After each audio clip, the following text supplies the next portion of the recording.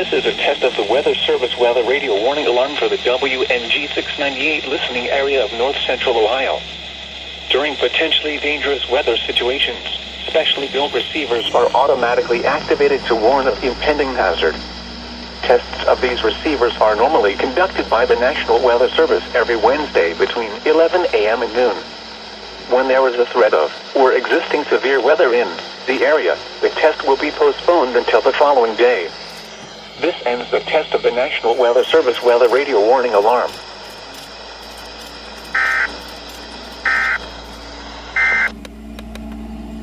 So there you have it. There was the weekly test on my Midland HS54 VP2 and the new Accurate weather radio that I got that has a built-in flashlight. So yeah, I guess that's all, folks. Here, let me focus it so that you can see a lot better.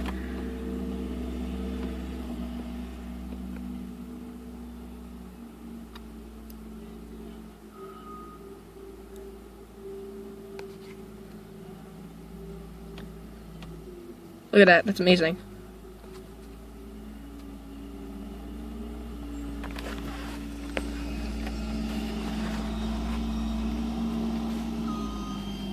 I can't really, it's hard to see, I apologize.